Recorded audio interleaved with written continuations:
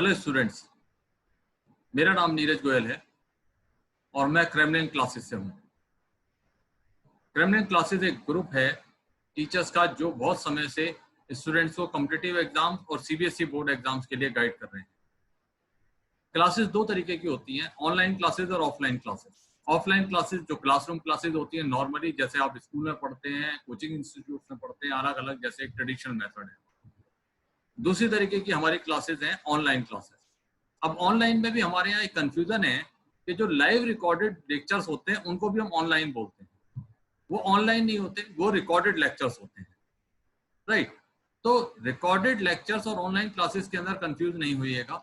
Online classes के अंदर आप डायरेक्टली टीचर से इंटरेक्ट करते हैं जैसे कि ऑफलाइन क्लासेस में करते हैं, और उसी तरीके से आप अपने टीचर से क्वेश्चंस पूछ सकते हैं, क्वेरीज कर सकते हैं जैसे कि आप लाइव ऑफलाइन क्लासेस के अंदर करते हैं। ऑनलाइन क्लासेस का एक ये सबसे बड़ा फीचर है, क्रेमलिन क्लासेस लाइव क्लासेस देता है आपको, ना कि रिकॉर्डेड क्लासेस, जिसके अंदर आपको अपने फैकल्टी से रेगुलरली इंटरेक्ट करने का मौका मिलता है, राइट। इसका सबसे बड़ा एडवांटेज यही है कि आपको आपकी क्वेरीज ऑन द स्पॉट सेल हो जाती हैं। उसके अलावा आप अपने क्वेश्चंस को वहां पर भेज करके पूछ भी सकते हैं। अगर आपने घर पर प्रैक्टिस की है और उस प्रैक्टिस के अंदर भी कोई क्वेश्चंस आ रहे हैं तो वो भी आप डाउट पूछ सकते हैं, जबकि रिकॉर्डेड क्लासेस के अंदर ऐसा नहीं होता। ये इंडिया में फर्स्ट टाइम ऐसा है कि क्रेमलिन क्लासेस इस तरीके की क्लासेस को प्रोवाइड कर रही है, राइट। तो आज जो मैं टॉपिक आप लोगों के साथ लेने वाला हूं वो है कैलेंडर। कैलेंडर हमारे एक मेंटल एबिलिटी का टॉपिक है जो एनटीएससी एंट्रेंस एग्जामिनेशन के अंदर पूछा जाता है। NTSC national talent search examination है जो 10th क्लास के स्टूडेंट्स देते हैं। ये केवल एक ही बार दिया जाता है और इस एग्जाम की इंपॉर्टेंस इसीलिए है ज्यादा क्योंकि इसमें लगभग उतने ही number of candidates all over India appear होते हैं जितने आईआईटी या नीट के अंदर होते हैं, राइट। जो दूसरे किसी भी कॉम्पिटिटिव एग्जाम के अंदर आते हैं 10+2 के बाद। तो यहाँ से सबसे बड़ा एडवांटेज ये है कि हम ये चेक कर पाते हैं कि हमारी स्ट्रेटेजी इस एग्जाम के हिसाब से बिल्कुल ठीक है या नहीं है, राइट। चलिए, तो आज हम इस टॉपिक को करते हैं। और कैलेंडर, जैसे कि नाम बड़ा हमारा जाना पहचाना है, डेली यूसेज के अंदर भी हम कैलेंडर को यूज करते हैं। कैलेंडर जो हमारे पास जिसमें मंथ्स होते हैं, ईयर्स होते हैं, डेज होते हैं, वीक्स होते हैं, उसी को हम कैलेंडर बोलते हैं। तो आज हम इसके ऊपर बात करते हैं और समझने की कोशिश करते हैं कि कैलेंडर के अंदर क्या क्या चीजें हो सकती हैं। देखिए, सबसे बड़ी बात यह कि कैलेंडर हमारे पास जब हम करते हैं तो इसमें हमारे पास नंबर ऑफ डेज होते हैं। नंबर ऑफ डेज से हम वीक्स बनाते हैं, वीक से मंथ बनते हैं और मंथ से ईयर बनता है, ईयर से सेंचुरीज बनती है, राइट। तो यहां पर हमारे को यह समझने की जरूरत है कि कितने नंबर ऑफ डेज मिलाकर के वीक बना देते हैं। 7 डेज मिलकर के एक वीक बनाते हैं। और यहां पर अगर नंबर ऑफ डेज 7 डेज से कम रह जाते हैं, यानी वीक में कन्वर्ट नहीं होते हैं, तो उन्हें हम ऑड डेज बोलते हैं। मान लीजिए हमारे पास 8 डेज हैं, तो 8 डेज में हमारे 7 डेज तो हमारे हो गए वीक में कन्वर्ट, और 1 डे जो बच गया उसको हम कहते हैं ऑड डे। यानी इसका मतलब ये हुआ कि कोई भी नंबर ऑफ ऑड डेज, कोई भी नंबर ऑफ डेज जिसको हम 7 से डिवाइड कर दें और उसका जितने दिन बचे रह जाएं उतने बचे हुए दिनों को हम ऑड डेज बोलते हैं। जैसे मैंने यहाँ पर एक एग्जांपल लिया है कि हमारे पास जो एक पीरियड है 10 डेज का, इस 10 डेज में अगर मैं 7 से इसको डिवाइड करता हूं तो मेरे पास 1 वीक बनता है और 3 ऑड डेज बच जाते हैं, यानी 3 वो डेज जो वीक में कन्वर्ट नहीं हो सके। इसी तरीके से 11 ऑड डेज अगर मेरे पास हैं, 11 डेज, उसको अगर मैं 7 से डिवाइड करता हूं तो मेरे पास 1 वीक बचेगा और 4 ऑड डेज बन जाएंगे। अगर 14 डेज का एक पीरियड है और मैं 7 से डिवाइड करता हूं तो मेरे ये 2 वीक्स बनते हैं प्लस 0 ऑड डेज बनते हैं, यानी एक भी दिन एक्स्ट्रा नहीं बचा इसमें हमारे, राइट। तो ऑड डेज काउंट करना बड़ा इंपॉर्टेंट है क्योंकि ऑड डेज के साथ ही हमारे पूरे कैलेंडर के अंदर हमारे क्वेश्चंस बनते हैं। क्वेश्चंस में नॉर्मली हमसे यही पूछा जाएगा, मान लीजिए आज से मैं 15 अगस्त 1947 जो बड़ा एक हिस्टोरिक डे है इंडिया के लिए, अगर मैं इस डे पर बात करूं कि इस डेट पर कौन सा डे ऑफ द वीक था, तो या तो मुझे उस ईयर के कैलेंडर में जाना होगा, लेकिन अब सारे कैलेंडर्स मेरे पास हों ऐसा संभव तो नहीं है। मान लीजिए मैं 11 मई 1857 में चला जाऊं, तो वहां का कैलेंडर कहां से लाऊंगा? तो उसके लिए मुझे ये कैलेंडर का टॉपिक पढ़ना है और यहाँ से ये ऑड डेज मुझे हेल्प करेंगे, राइट। अब मैं आगे आता हूं और मैं बताता हूं कि ऑड डेज का हम कैसे कैसे यूज करते हैं अलग अलग चीजों के अंदर। देखिएगा जरा, हमारा जो ईयर है वो दो तरीके के ईयर होते हैं, एक ऑर्डिनरी ईयर और एक लीप ईयर। ऑर्डिनरी ईयर में हमारे पास 365 डेज होते हैं और लीप ईयर में 366 डेज होते हैं। यहां पर जब लीप ईयर है उसमें 1 डे एक्स्ट्रा आ जाता है। ये 1 डे एक्स्ट्रा किस लिए आता है? बहुत सारे लोगों को ये गलतफहमी है कि ऑर्डिनरी ईयर जो है वो 365 डेज प्लस 6 आवर्स का है और वो 6 आवर्स हर बार हम कैरी फॉरवर्ड करते हैं और 4 साल में जाके 1 डे बना देता है। वो एक्चुअली 6 आवर्स नहीं है, वो है 5 आवर्स 48 मिनट 48 सेकेंड्स, राइट। तो ये टाइम पीरियड पूरा टाइम पीरियड नहीं है, लेकिन फिर भी हम हर 4 ईयर में जाकर के इसे 1 डे में कन्वर्ट करते हैं। तो 1 डे में कन्वर्ट करने का क्या मतलब बनेगा?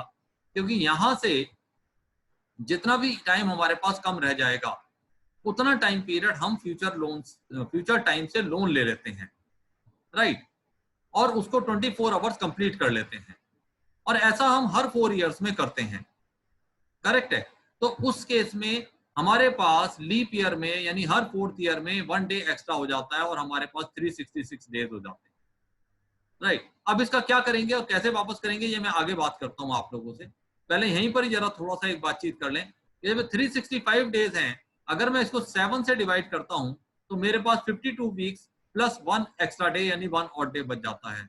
और 366 डेज में अगर मैं 7 से डिवाइड करता हूं इसको, क्योंकि वीक्स में कन्वर्ट करने के लिए, तो 52 वीक्स मेरे पास आएंगे और 2 ऑड डेज बचे रह जाएंगे। इसका मतलब यहां से एक चीज मेरे पास समझ में आती है कि every 4th year is our leap year, या मैं ऐसे कह दूं कि हर 4th ईयर, हर वो ईयर जो 4 से डिवाइड होता हो वो एक लीप ईयर है, राइट। अभी हमने एक चीज बात की थी कि जब हमारे पास ये 5 आवर 48 मिनट 48 सेकेंड हमारे पास बच रहा है तो ये हम हर साल कैरी फॉरवर्ड करते हैं और 4 ईयर्स में जाकर के ये अप्रोक्सीमेटली 23 आवर्स 12 मिनट 12 सेकेंड्स ऐसा कुछ आ जाएगा, राइट। तो अब यहाँ पर करीब करीब 48 मिनट्स आपके पास शॉर्ट पड़ते हैं। ये 48 मिनट्स को आप अपने साथ में आने वाले समय से लोन ले लेते हैं। जैसे कभी हमारे पास हम कोई चीज परचेज करने जाते हैं, मान लीजिए मैं कार परचेज करने जा रहा हूँ, कार 5 लाख रुपीज की है और 3 लाख रुपीज मेरे पास है, तो मैं क्या करता हूँ, बैंक से 2 लाख रुपीज लोन ले लेता हूँ, यानी आउटसोर्स कर लेता हूँ कुछ समय।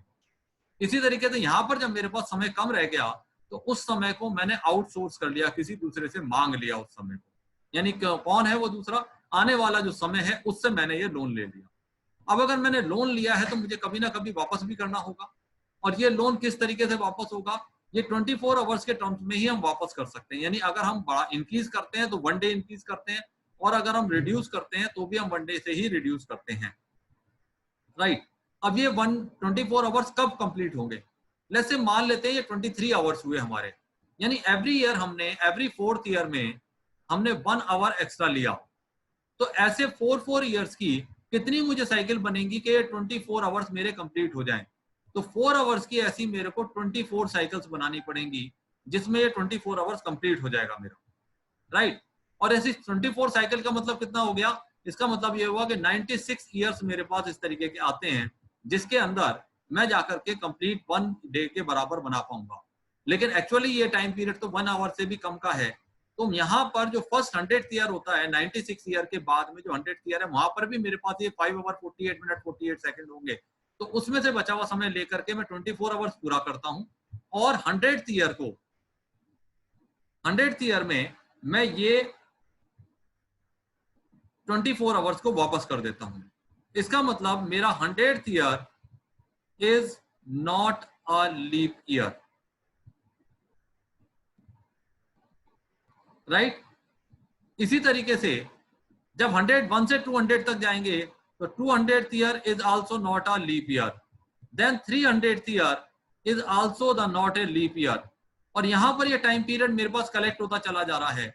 जो यहां से मेरे पास आया था 5 आवर 48 मिनट 48 सेकेंड, जो मेरे पास हर साल बच रहा है 96 ईयर के बाद, हर ईयर के अंदर, राइट।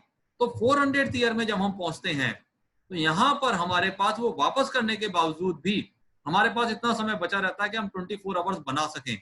तो यहाँ पर हमारे पास वो 24 आवर्स कंप्लीट हो जाते हैं और 400th ईयर जो है वो हमारा लीप ईयर बन जाता है। तो इसका मतलब ये हुआ कि आप इस तरीके से कह सकते हैं कि एक नॉर्मल ईयर और सेंचुरी ईयर दो पार्ट में डिवाइड कर सकते हैं। एक नॉर्मल ईयर जो 4 से डिवाइड होता हो वो लीप ईयर है, और हर वो सेंचुरी ईयर जो 400 से डिवाइड होता हो वो लीप सेंचुरी ईयर है। राइट तो इसका मतलब 400th year, 800th year, then 1200th year, then 1600th year, ये सभी ईयर्स लीप सेंचुरी ईयर हैं, यानी ये सभी 400 से डिवाइड हो रहे हैं। राइट तो अब हम आगे चलते हैं इसके अंदर और देखते हैं कि इन सब चीजों को हम कैसे इस्तेमाल कर पाएंगे।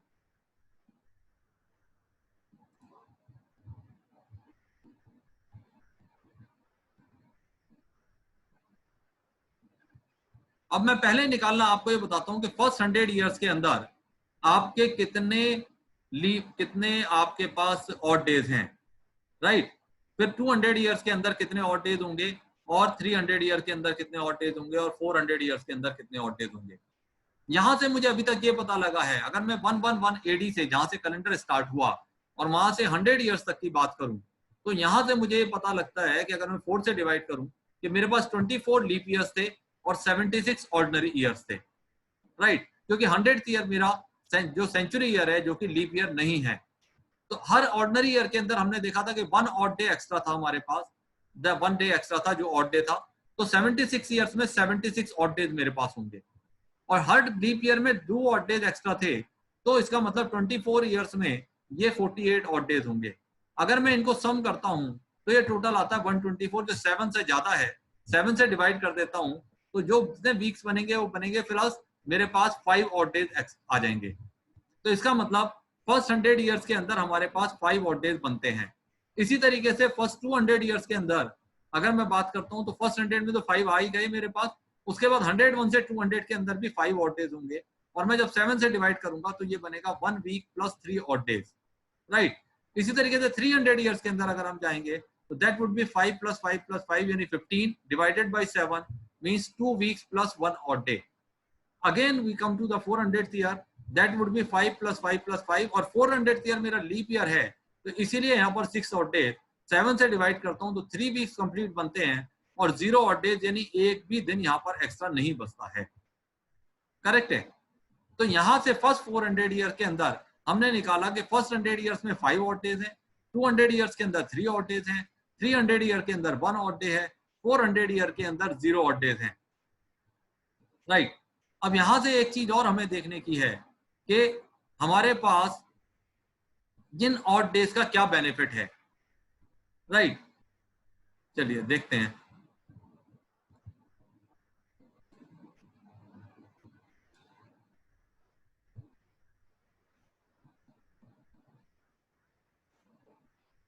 अगर मैं जनवरी में निकालना शुरू करूं तो जनवरी में टोटल ऑड डेज होते हैं 31। राइट जनवरी 31 डेज का मंथ है, 7 से डिवाइड करें तो 3 ऑड डेज बचेंगे। फरवरी अगर एक ऑर्डिनरी ईयर है तो 28 डेज का है, 7 से डिवाइड करेंगे तो 0 ऑड डेज होंगे। मार्च 31 डेज का है तो 3 ऑड डेज होंगे। इसी तरीके से अप्रैल में 2 ऑड डेज, मई 3, जून 2, जुलाई 3, अगस्त 3, सितंबर 2, अक्टूबर 3, नवंबर 2 एंड दिसंबर 3 ऑड डेज। अगर मैं इन सभी डेज को सम करूं तो 29 ऑड डेज आते हैं। 7 से डिवाइड करें तो 4 वीक्स प्लस 1 ऑड डे यानी एक दिन एक्स्ट्रा बचेगा। जो इसी तरीके से जो हमने निकाला था ऑर्डिनरी ईयर के अंदर 1 ऑड डे है, तो यहां से वेरीफाई भी हो रहा है। अब जब 111 AD था तब 1 तारीख को मंडे था, देन उसके बाद 2 को ट्यूसडे था, देन 3 को हमारे पास Wednesday, then 4 is Thursday, then 5 is Friday, 6 is Saturday, और 7 को 7 से डिवाइड कर दूं तो 0 यानी और 7 या तो 7 डेज हो या 0 डेज हो तो इसका मतलब वो संडे होगा। अब मैं अगर 8 तारीख को आ जाऊं तो 8 डिवाइडेड बाई 7 तो यहाँ 1 ऑड डे बचता है, 1 का मतलब मंडे। और जब यहां पर शुरू किया था हमने तो यहाँ भी 1 पर मंडे था। अगर मैं 9 पर आता हूं डिवाइडेड बाई 7 तो यहाँ पर 2 ऑड डेज बनते हैं मतलब ट्यूसडे। अगर मैं 10 पर आता हूं डिवाइडेड बाई 7 तो 3 ऑड डेज बचते हैं यानी वेडनेसडे। इसका मतलब यहां से एक चीज क्लियर होती है कि अगर मेरे पास ऑड डे 1 बचा तो वह मंडे होगा, 2 ऑड डेज बचे तो ट्यूसडे होगा, 3 ऑड डेज बचे तो वेडनेसडे होगा, 4 ऑड डेज बचे तो थर्सडे होगा, 5 पर फ्राइडे, 6 पर सैटरडे और 0 ऑड डेज हैं तो उस पर संडे होगा, राइट। अब हमने जो अभी ये निकाले थे ऑड डेज, जो नंबर ऑफ ईयर्स के अंदर निकाले थे 100 ईयर्स में और 200 ईयर्स में, यहां पर एक चीज समझने की है हमारे पास कि जब मेरे पास फर्स्ट 100 ईयर के अंदर 31 दिसंबर को 5 ऑड डेज बचे थे, तो यहां पर मेरे पास डे ऑफ द वीक कौन सा था? ये डेट कौन सी तारीख को है?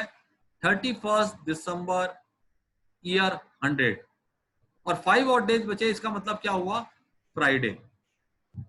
31 दिसंबर 200 को मेरे पास 3 ऑड डेज बचे, इसका मतलब ये हुआ कि यहाँ डे ऑफ द वीक हुआ वेडनेसडे। 31 दिसंबर ईयर 300 को मेरे पास 1 ऑड डे बचा, तो इसका मतलब इसमें डे ऑफ द वीक हुआ मंडे। और 31 दिसंबर ईयर 400 को 0 ऑड डेज थे, तो यहाँ मेरे पास डे ऑफ द वीक था संडे। इसका मतलब ये बड़ा सीधा सा है कि किसी भी सेंचुरी का जो लास्ट डे है या तो वो फ्राइडे होगा या वेडनेसडे या मंडे या संडे, राइट। और इसी तरीके से अगर यहां से मैं एक चीज और निकाल सकता हूं कि किसी भी सेंचुरी का फर्स्ट डे क्या होगा, जो लास्ट डे उससे नेक्स्ट डे फर्स्ट डे होगा। तो 1 जनवरी ईयर 101 को मेरे पास सैटरडे हो सकता है, 1 जनवरी ईयर 201 को मेरे पास थर्सडे होगा, 1 जनवरी ईयर 301 को मेरे पास ट्यूसडे होगा और 1 जनवरी ईयर 401 को हमारे पास मंडे होगा, राइट। तो कोई भी सेंचुरी अगर स्टार्ट होगी या तो वो सैटरडे, थर्सडे, ट्यूसडे या मंडे से होगी, और अगर एंड होगी तो फ्राइडे, वेडनेसडे, मंडे या संडे से होगी। ये आप चेक भी कर सकते हैं, ठीक है। ये क्वेश्चन कई बार एग्जाम में आ चुका है। इस तरीके से पूछा जाता है कि which would be the last day of the century और which would be the first day of the century, correct. तो ये हमारे पास यहां से कुछ क्वेश्चंस बन जाते हैं इस तरीके से। कभी कभी वो ये भी पूछ लेता है कि फर्स्ट 100 ईयर्स के अंदर कितने नंबर ऑफ ऑड डेज थे, ठीक। अब इन ऑड डेज के हेल्प से जो 100, 200, 300, 400 ईयर्स के अंदर हमने निकाले हैं, इनकी हेल्प से हम निकाल पाएंगे आगे कि कौन सा डे ऑफ द वीक होगा किसी भी डेट पर। जैसे हम एक डेट ले लेते हैं 31 अक्टूबर 1984, ये हमारे पास डेट है। अब यहां पर हम क्या करेंगे, 31 दिसंबर 1984 को हम निकालना शुरू करेंगे कि हमारे नंबर ऑफ ऑड डेज कितने हैं। अगर 31 अक्टूबर 1984 को मैं ये निकाल लेता हूं कि इतने नंबर ऑफ ऑड डेज हैं, तो वही मेरा डे ऑफ द वीक हो जाएगा। तो 31 अक्टूबर 1984 का मतलब ये हुआ कि 1983 मेरे कंप्लीट ईयर्स हैं और 84 में अक्टूबर तक यानी 10 मंथ्स मेरे पूरे हो गए हैं। तो इस 1983 को मैं जरा पता लगाने की कोशिश करता हूं कि किस तरीके से मैं बाइफरकेट कर सकता हूं। तो यहां से नंबर ऑफ ऑड डेज जो हमने 100, 200, 300 और 400 ईयर में निकाले थे, उनका यूटिलाइजेशन करेंगे। 400 से मल्टीपल होने वाले जितने भी ईयर थे, उनमें नंबर ऑफ ऑड डेज 0 होने चाहिए थे, होते हैं। तो 1600 ईयर्स, फिर इसके बाद प्लस 300 ईयर्स, प्लस 83 ईयर्स, और उसके बाद फिर जनवरी, फरवरी, इस तरह से करते हुए हम लोग अक्टूबर तक आ जाते हैं, राइट। यहां पर आने के बाद हमें पता लगता है कि यहां जब हमने अक्टूबर तक लिखा, ये पूरा का पूरा लेफ्ट साइड वाला पोर्शन, राइट साइड का नहीं देखेगा, ये पूरा पोर्शन मैंने बना लिया 31 अक्टूबर 1984 तक का। अब यहां से मैं निकालना शुरू करता हूं नंबर ऑफ ऑड डेज। मुझे पता है कि 400 के मल्टीपल जितने भी ईयर होंगे उनमें नंबर ऑफ ऑड डेज 0 होंगे, तो यहाँ पर हो गए 0 ऑड डे। 300 ईयर्स में 1 ऑड डे होता है, हमने निकाला था। 83 ईयर्स के अंदर मैं पहले निकाल लूं कि मेरे कितने लीप ईयर हैं और कितने ऑर्डिनरी ईयर हैं। मैं 4 से डिवाइड करता हूं तो मेरे पास 20 लीप ईयर आते हैं और 63 ऑर्डिनरी ईयर, और हर लीप ईयर में 2 ऑड डेज होते हैं और हर ऑर्डिनरी ईयर में 1 ऑड डे होता है। तो यानी 40 इंटू 2 प्लस 63 इंटू 1, ये टोटल बनेंगे 103 ऑड डेज। इस 103 को मैं 7 से डिवाइड करूंगा तो मेरे पास 5 ऑड डेज बचे रह जाएंगे, राइट। अब यहां से मेरे पास आता है जनवरी में, हमें पता है 3 ऑड डेज। फरवरी में चेक कर लूं कि ऑर्डिनरी ईयर है कि लीप ईयर, 84 लीप ईयर है तो 1 ऑड डे। देन मार्च में हमारे पास 3 ऑड डेज, अप्रैल 2, देन मई 3, जून 2, जुलाई 3, अगस्त 3, अक्टूबर, सितंबर 2, और अक्टूबर चूंकि 31 अक्टूबर तक है तो यहाँ पर 3 ऑड डेज हो जाएंगे। अगर मान लीजिए ये 22 अक्टूबर होता तो मैं 7 से डिवाइड कर लेता, 7 3 या 21, तो 1 ऑड डे, या मैं पूरे 22 ऑड डेज भी रख सकता था। ये सब, इन सारे ऑड डेज को मैं ऐड करता हूं और इन सबको ऐड करके जब मैं निकाला तो मेरे पास मिले 31 ऑड डेज। इसको मैंने 7 से डिवाइड किया तो ये 4 वीक्स हुए और 3 ऑड डेज आए, यानी 3 दिन एक्स्ट्रा बचे रह गए मेरे पास। और 3 ऑड डेज होने का मतलब क्या है कि इस दिन मेरे पास वेडनेसडे था। इसका मतलब 31 अक्टूबर 1984 वाज वेडनेसडे। करेक्ट? बोलिए, ये बात क्लियर होती है सभी लोगों को? तो इस तरीके से हम लोग ये काम कर सकते हैं। ठीक है,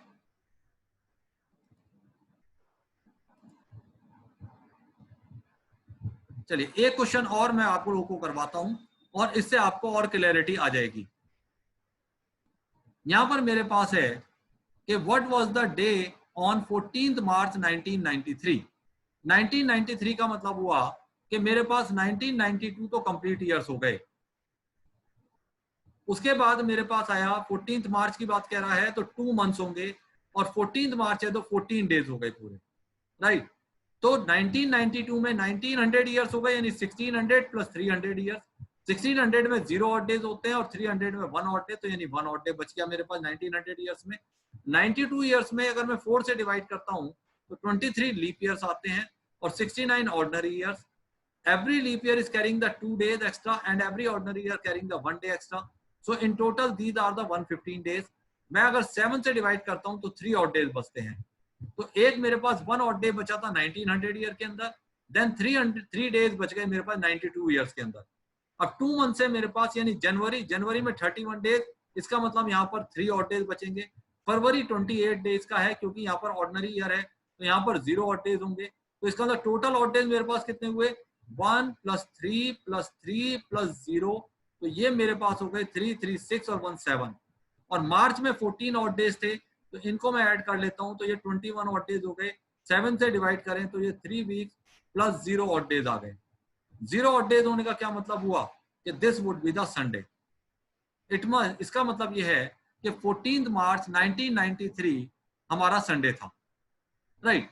तो ये एक तरीका है हमारे पास कैलेंडर में, जब भी हम ऑड डेज का यूटिलाइजेशन करके किसी एक पर्टिकुलर डेट पर हम डे ऑफ द वीक निकाल सकते हैं। ठीक है, इस तरीके के बहुत सारे क्वेश्चंस बनते हैं कि जैसे कब हमारा ईयर रिपीट होगा। मान लीजिए हम जो कैलेंडर है 1993 का कैलेंडर, ये किस ईयर में रिपीट होगा, या 1992 जो एक लीप ईयर है ये कैलेंडर कब रिपीट होगा। और ये 1992 की जगह अगर मैं 1892 कर दूं, क्या तब भी आंसर सेम आएगा या तब अलग आएगा, राइट? इस तरीके के बहुत सारे क्वेश्चंस आते हैं अलग अलग तरीके से, जिनमें हम रिपीटिशन ऑफ द मंथ की बात करते हैं, repetition of the day of the week की बात करते हैं। बहुत सारे अलग अलग तरीके के कैलेंडर के क्वेश्चंस आते हैं। यहाँ इस छोटी सी वीडियो के अंदर मैं सिर्फ ये बताने की कोशिश कर रहा हूँ कि ये टॉपिक बहुत इंपॉर्टेंट है, एग्जाम में अक्सर इसके ऊपर क्वेश्चंस आते हैं, और बाकी की सारी डिटेल्स हम आपको जब बता सकते हैं जब आप लोग हमारे साथ क्लासेस ज्वाइन करते हैं। ठीक है, हमारा क्रेमलिन क्लासेस हम लोग गाजियाबाद बेस्ड हैं। हमारा जो ऑफिशियल एड्रेस है वो है N304 VVIP addresses Rajnagar extension Ghaziabad और B8 अशोकनगर मार्केट गाजियाबाद। हम लोग 6 से 12th क्लास तक के क्लासेस को पढ़ाते हैं और IIT JEE या नीट या KVPY NTSC इस तरीके के दूसरे कॉम्पिटिटिव एग्जाम्स के लिए भी गाइड करते हैं। हमारी जो क्लासेस का वेब एड्रेस है वो है www.kremlinclasses.com। आप वेबसाइट पर जाकर के भी हमारे बारे में चेक कर सकते हैं। तो आज की क्लास में यहीं पर कंप्लीट करता हूं और यहाँ तक आपको आई होप के जो भी मैंने आप लोगों को बताया है ये आपके लिए एक बड़ा इंपॉर्टेंट होगा और आपको हेल्प कर पाएगा आपके एग्जामिनेशन के लिए। So thank you very much.